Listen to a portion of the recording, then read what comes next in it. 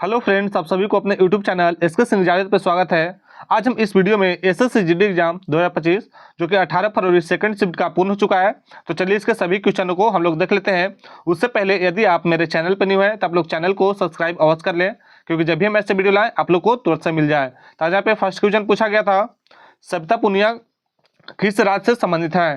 तो हरियाणा के सिरसा जिले से संबंधित है। तो आप लोग को ऑप्शन में हरियाणा दिया गया था, तो आप लोग यहाँ पे हरियाणा करेक्ट आंसर हो जाएगा। बात कर ले सविता पुनिया के बारे में, तो एक फील्ड हॉकी के खिलाड़ी हैं, ये भी आप लोग ध्यान रखिएगा। यहाँ पे नेक्स्ट क्वेश्चन पूछा गया था, भारत के संविधान में मौलिक कर्तव्यों को किस संविधान संशोधन अधिनियम के द्वारा जोड़ा गया था? तो 42वें संविधान संशोधन अधिनियम के द्वारा जोड़ा गया था। तो आप लोग का 42वें संविधान संशोधन इसका करेक्ट आंसर हो जाएगा। और बात कर ले 42वें संविधान संशोधन अधिनियम 1976 में आया था, ये भी आप लोग ध्यान रखिएगा। यहाँ पे बात कर लेते हैं इसके कुछ स्टाफ फैक्ट के बारे में, क्योंकि यहाँ से कई एक बार क्वेश्चन रिपीट हो चुका है। तो इस संशोधन के तहत संविधान के अनुच्छेद 51 के ए के तहत 10 मौलिक कर्तव्यों को जोड़े गए थे। साल 2000 में 86वें संविधान अधिनियम के जरिए एक और मौलिक कर्तव्य को जोड़ा गया। इस तरह अब भारतीय संविधान में कुल 11 मौलिक कर्तव्य हैं, ये भी आप लोग ध्यान रखिएगा। यहाँ पे नेक्स्ट क्वेश्चन पूछा गया था, हॉर्नबिल उत्सव निम्नलिखित में से किस राज्य में मनाया जाता है? तो हॉर्नबिल उत्सव हर साल 1 से 10 दिसंबर के बीच नागालैंड में मनाया जाता है। तो आप लोग का नागालैंड करेक्ट आंसर हो जाएगा। यहाँ पे बात कर लेते हैं कुछ प्रमुख राज्यों के, यहाँ पे प्रमुख त्यौहार है। यहाँ से कई एक बार आप लोग को क्वेश्चन बन रहा है, तो हो सकता है यहाँ से भी आप लोग का 1 या 2 क्वेश्चन फंस जाए। तो यहाँ पे अरुणाचल प्रदेश के देखते हैं प्रमुख त्यौहार के बारे में। तो बुरीबूट, मायोको, द्री, पोंगटू, लोसार, मोनपा उत्सव ये अरुणाचल प्रदेश के प्रमुख उत्सव है। यहाँ पे असम के बारे में देख लेते हैं, अंबुबाची, भोगली बिहू, बैसाखो, देहिंग पटकाई, ये असम के प्रमुख त्यौहार हैं। यहाँ पे मिजोरम के देख लेते हैं हम लोग। तो मिजोरम के चापचार कूट, मीन कूट, जितने भी कूट होते हैं ये मिजोरम के अधिकतर होते हैं, भी आप लोग ध्यान रखिएगा। नागालैंड के देख लेते हैं हॉर्नबिल फेस्टिवल, सेंक्री, तसुकेन। मेघालय के देख लेते हैं नुंगक्रिम त्यौहार, खासी त्यौहार, वांगला त्यौहार, ये सब मेघालय के त्यौहार हैं जो कि मोस्ट इंपॉर्टेंट है। यहाँ पे मणिपुर के योसंग, पुराग, चवांगकूट, और यहाँ पे त्रिपुरा का है खर्ची पूजा। यहाँ से आप लोग को हो सकता है क्वेश्चन 1 से 2 आप लोग को देखने को मिल जाए, क्योंकि यही सब क्वेश्चन आप बार बार वहाँ पे रिपीट हो रहा है, तो आप लोग ध्यान दीजिएगा। यहाँ पे नेक्स्ट क्वेश्चन पूछा गया था, भारत की दूसरी पंचवर्षीय योजना जो 1956 से 1961 किस मॉडल पर आधारित थे? तो महालनोबिस मॉडल पर आधारित था। तो आप लोग का पीसी महालनोबिस इसका करेक्ट आंसर हो जाएगा। बात कर लेते हैं दूसरी पंचवर्षीय योजना के बारे में। तो इसका मुख्य उद्देश्य बुनियादी और पूंजीगत उद्योगों को बढ़ाना था। इस योजना के तहत भिलाई, दुर्गापुर और राउरकेला हाइड्रोलिक पावर प्रोजेक्ट और 5 स्टील प्लांट क्रमशः सोवियत संघ, ब्रिटेन यानी यूके और पश्चिमी जर्मनी की मदद से स्थापित किए गए थे, ये भी आप लोग ध्यान रखिएगा। यहाँ पे नेक्स्ट क्वेश्चन पूछा गया था, भारत में पहली बार जनगणना कब हुई थी? तो 1872 में लॉर्ड मेयो के शासनकाल में हुई थी। तो आप लोग का 1872 इसका करेक्ट आंसर हो जाएगा। लेकिन बात कर ले नियमित जनगणना की, तो 1881 में पहली बार रिपन के काल में हुआ था, ये भी आप लोग ध्यान रखिएगा। तो आप लोग बताइएगा आप लोग के ऑप्शन में क्या था, 1872 दिया था या 1881 दिया था। यहाँ पे बात कर लेते हैं इसके कुछ स्टाफ फैक्ट के बारे में। तो भारत की 15वीं जो जनगणना थी, भारत की 15वीं जनगणना थी, लेकिन स्वतंत्र भारत की ये 7वीं जनगणना थी, ये भी आप लोग ध्यान रखिएगा। और जनगणना 2011 का नारा हमारी जनगणना हमारा भविष्य था। और इसके आयुक्त के बारे में बात करें तो श्री चंद्र मौली इसके आयुक्त थे, भी आप लोग ध्यान रखिएगा। चौथे एशियाई पैरा खेलों में भारत ने कितने एथलीट को भेजा था? तो यहाँ पे भेजा गया था 303 एथलीट को भेजा गया था। तो आप लोग यहाँ पे 303 इसका करेक्ट आंसर हो जाएगा। बात कर ले इसमें 191 पुरुष और 112 महिला शामिल थी, ये भी आप लोग ध्यान रखिएगा। और ये खेल 22 से 28 अक्टूबर 2023 के बीच चीन के हांगझोउ में आयोजित किया गया था, ये भी आप लोग ध्यान रखिएगा।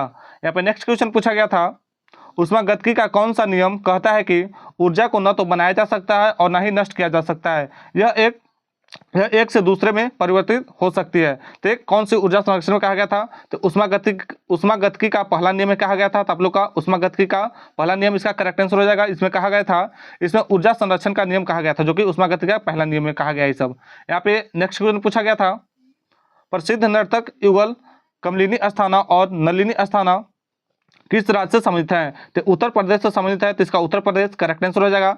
बात करें इनके बारे में, तो आगरा की 2 बहनें हैं जो कथक की बनारस घराने शैली के अपने बेहतरीन प्रदर्शन के लिए जानी जाती है, ये भी आप लोग ध्यान रखिएगा। जो कमलिनी अस्थाना है और नलिनी अस्थाना है, ये बनारस घराने की शैली से ये भी लोग संबंध रखते हैं।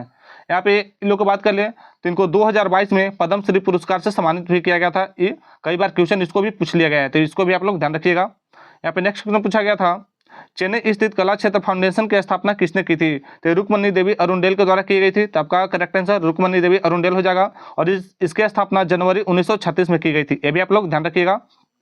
देख लेते हैं इसके कुछ एक्स्ट्रा फैक्ट के बारे में। तो भारतनाट्यम पद्म भूषण, इनको पद्म भूषण मिला था 1956 में। संगीत नाट्य अकादमी पुरस्कार इनको मिला था 1957 में। और देसी कोत्थमा इनको 1972 में मिला था। विश्व भारती विश्वविद्यालय 1977 में। संगीत नाट्य अकादमी फिलोफिस में इनको भी मिला था।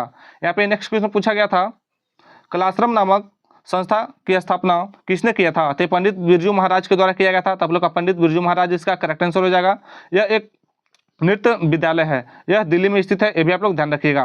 यहाँ पे नेक्स्ट क्वेश्चन पूछा गया था, लौह युग की अवधि क्या है? तो ये 1200 ईसा पूर्व से 550 ईसा पूर्व इसका करेक्ट आंसर हो जाएगा। यहाँ पे नेक्स्ट क्वेश्चन पूछा गया था, निम्नलिखित में से कौन से समवर्ती सूची के अंतर्गत आता है? तो यहाँ पे देख लेते हैं समवर्ती सूची के अंतर्गत कौन कौन आता है। शिक्षा, वन, विवाह, ट्रेड यूनियन, गोद लेना और उत्तराधिकार समवर्ती सूची के अंतर्गत आते हैं। तो आप लोग बताइएगा, आप लोग के ऑप्शन में क्या था? जितने भी समवर्ती सूची में आते हैं यहाँ पे सभी लिखा गया है। आप लोग बता दीजिएगा ऑप्शन में आप लोग को इनमें से क्या दिया था, उसके अनुसार आप लोग का वो करेक्ट आंसर हो जाएगा। बात करते हैं यहाँ पे समवर्ती सूची के बारे में। तो ये समवर्ती सूची को सूची 3 यानी 7वीं अनुसूची के नाम से भी इसको जाना जाता है। यह भारतीय संविधान की 7वीं अनुसूची में दी गई है। समवर्ती सूची में शामिल विषयों पर केंद्र और राज्य सरकार दोनों कानून बना सकती है। यहाँ पे नेक्स्ट क्वेश्चन पूछा गया था, तापमान बढ़ाने पर यह किस में दिखाई देता है? तो तापमान बढ़ाने पर यह सेल्सियस पैमाना पर यानी डिग्री सी को दर्शाया जाता है। तब लोग का डिग्री सी करेक्ट आंसर हो जाएगा। यहाँ पे नेक्स्ट क्वेश्चन पूछा गया था, लालगुडी जयरामन का संबंध किस वाद्य यंत्र से है? तो ये वायलिन वादक हैं। तो आप लोग कहाँ पे वायलिन वादक इसका करेक्ट आंसर हो जाएगा। बात करें इनके बारे में तो 2001 में भारत सरकार द्वारा पद्म भूषण से इनको सम्मानित किया गया था। और 1972 में भारत सरकार द्वारा पद्म श्री से इनको सम्मानित किया गया था। ये भी आप लोग ध्यान रखिएगा।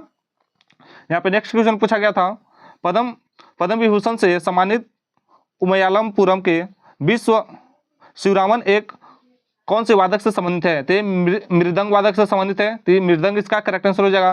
बात कर लें इनके बारे में तो इनको भारत सरकार द्वारा 2003 में पद्म भूषण से सम्मानित किया गया था। ये भी आप लोग ध्यान रखिएगा। यहाँ पे नेक्स्ट क्वेश्चन पूछा गया था, नवंबर 1882 को पुणे में पंडिता रामाबाई के द्वारा किस संस्था की स्थापना की गई थी? तो आर्य महिला समाज की स्थापना की गई थी। तो आप लोग का आर्य महिला समाज इसका करेक्ट आंसर हो जाएगा। यह एक महिला संगठन था। इसका मकसद महिलाओं को शिक्षा और सशक्त बनाना था। बात कर ले इसके स्थापना के बारे में तो उन्होंने 1889 में मुक्ति मिशन की स्थापना भी किया था। ये भी आप लोग ध्यान रखिएगा। उन्होंने बाल विधवाओं को शिक्षित करने के लिए शारदा सदन की स्थापना की थी। ये भी आप लोग ध्यान रखिएगा। यहाँ पे नेक्स्ट क्वेश्चन पूछा गया था, आर्थिक समृद्धि का सबसे अहम सूचकांक किसे माना जाता है? तो जीडीपी को माना जाता है, यानी सकल घरेलू उत्पाद। तो आप लोग का जीडीपी ऑप्शन में था, तो जीडीपी इसका करेक्ट आंसर हो जाएगा। यहाँ पे नेक्स्ट क्वेश्चन पूछा गया था, कोपेन जलवायु वर्गीकरण में वर्म उष्णकटिबंधीय जलवायु के लिए किस प्रतीक का इस्तेमाल किया जाता है? तो इस CWG का प्रतीक का उपयोग किया जाता है। तब लोग का CWG इसका करेक्ट आंसर हो जाएगा। बात कर ले इसमें कि सी का मतलब होता है गर्म समशीतोष्ण जलवायु, W का मतलब होता है शुष्क सर्दी का मौसम और G का मतलब होता है मानसून प्रभावी आर्द्र उष्णकटिबंधीय जलवायु इसका होता है। यहाँ पे नेक्स्ट क्वेश्चन पूछा गया था, सूक्ष्म लघु एवं मध्य उद्यम मंत्रालय के वर्तमान मंत्री कौन है? तो जीतन राम मांझी है। तो आप लोग का यहाँ पे श्री जीतन राम मांझी इसका करेक्ट आंसर हो जाएगा। नेक्स्ट क्वेश्चन पूछा गया था, कुमुदनी लखिया किस राज्य से संबंधित है? तो गुजरात से संबंधित है। तो आप लोग कहाँ पे गुजरात करेक्ट आंसर हो जाएगा। बात कर ले कुमुदनी लखिया के बारे में तो कुमुदनी लखिया अहमदाबाद यानी गुजरात में रहने वाली एक भारतीय कथक नृत्यांगना है और एक कोरियोग्राफर भी है। उन्होंने 1967 में Kadam school of dance and music की स्थापना की, जो भारतीय नृत्य संगीत का एक संस्थान है। यहाँ पे नेक्स्ट क्वेश्चन पूछा गया था, निम्नलिखित में कौन वर्तमान में रक्षा सचिव है? तो इसका करेक्ट आंसर श्री राजेश कुमार सिंह हो जाएगा, क्योंकि रक्षा सचिव अभी ये हैं श्री राजेश कुमार सिंह, इसका करेक्ट आंसर है। यहाँ पे नेक्स्ट क्वेश्चन पूछा गया था जो कि हिंदी से था, नारी शब्द के कई प्रवाची शब्द हैं। यहाँ पे आप लोग को ऑप्शन में था कि नारी शब्द का कौन सा इसमें परिवाचित शब्द नहीं है। तो हमें बता देते हैं कि नारी शब्द का कौन कौन सा परिवाचित शब्द होता है। महिला, स्त्री, वनिता, कामिनी, ललना, रमणी, कांता, अबला, सुंदरी और औरत। तो बताइएगा इनमें से जो भी एक उसमें नहीं होगा आप लोग का वो करेक्ट आंसर हो जाएगा। यहाँ पे नारी शब्द का जितना भी परिभाषित था वहाँ पे तो हम बता दिए, लेकिन आप लोग को क्वेश्चन में पूछा गया था नारी शब्द का कौन परिभाषित शब्द नहीं था। यहाँ पे नेक्स्ट क्वेश्चन पूछा गया था, खाक छानना मुहावरे का अर्थ क्या होता है। तो इसका भटकना, मारा मारा फिरना, गलियों में भटकना इसका अर्थ होता है। तो आप लोग बताइएगा आप लोग को ऑप्शन में क्या था।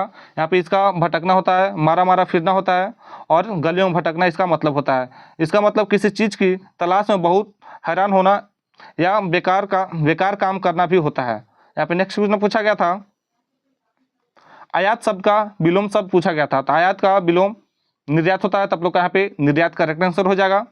यहाँ पे अगला पूछा गया था, वैवाहिक शब्द का शुद्ध रूप पूछा गया था। तब वैवाहिक इसी प्रकार से लिखा था। तब लोग का वैवाहिक ये सही लिखा गया था वहाँ पे। तब वैवाहिक ऐसे ही लिखा था। तब लोग का इसी प्रकार से करेक्ट आंसर हो जाएगा। यहाँ पे नेक्स्ट क्वेश्चन पूछा गया था, जो इस लोक का हो उसे क्या बोलते हैं। तो उसे लौकिक बोलते हैं। और कुछ बच्चों ने बोला कि एक क्वेश्चन नहीं था, जो इस लोक का न हो ये पूछा गया था। तो इसका अलौकिक हो जाएगा। तो आप लोग बताइएगा इन दोनों में से आप लोगों को कौन दिया गया था। जो इस लोक का हो उसे लौकिक बोलते हैं और जो इस लोक का ना हो उसे अलौकिक बोलते हैं।